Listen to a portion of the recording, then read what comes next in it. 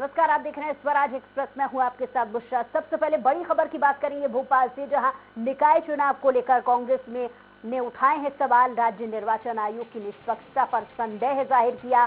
जिलों में पदस्थ कलेक्टर पर आरोप लगाए। बीजेपी के चुनाव संचालन बनाने का आरोप लगाया है। कांग्रेस की लड़ाई जिलों में पदस्थ कलेक्टरों से भी शुरू हो गई है।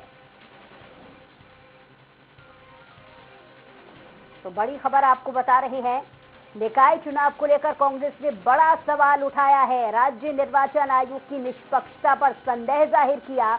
जिलों में पदस्थ कलेक्टर पर आरोप लगाए हैं। बीजेपी के चुनाव संचालक बनने का आरोप उन्होंने लगाया है।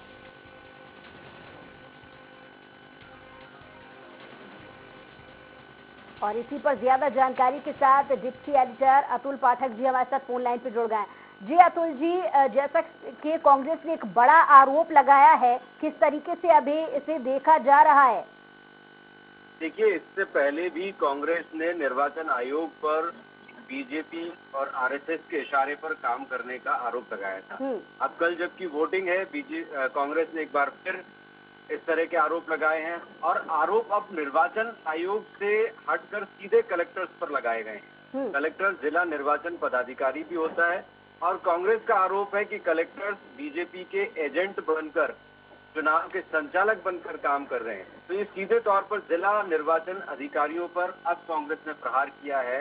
इसके पीछे कांग्रेस की क्या मंशा है, इसको लेकर तमाम तरह के कयास लगाए जा सकते हैं, लेकिन ये स्पष्ट रूप से दिखाई दे रहा है कि चुनाव में लगी हुई सरकारी मशीनरी पर कांग्रेस को भरोसा नहीं है, या कांग्रेस भरोसा नहीं करना चाहती, या किसी तरह से अपने राजनीतिक हित साधने के लिए। अपने आप में बहुत बड़ा एक आरोप है। ऐसे में कांग्रेस ने क्या अभी तक ये जाहिर किया है कि किसे आधार मानकर इतना बड़ा आरोप लगाया जा रहा है?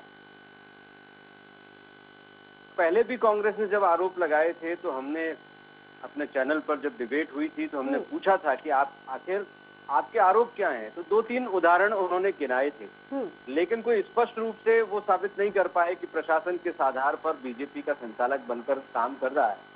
तो लगता यह है कि ये आरोप दस्तावेजों या सबूतों के आधार पर या प्रमाणों के आधार पर नहीं, ये राजनीतिक आधार पर ज्यादा दिखाई देता है, क्योंकि प्रशासन जब निर्वाचन आयोग के अंडर में काम करता है तो उस वक्त वो किसी राजनीतिक दल का प्रतिनिधि नहीं होता, किसी सरकार के अंडर में नहीं होता। बिल्कुल जी।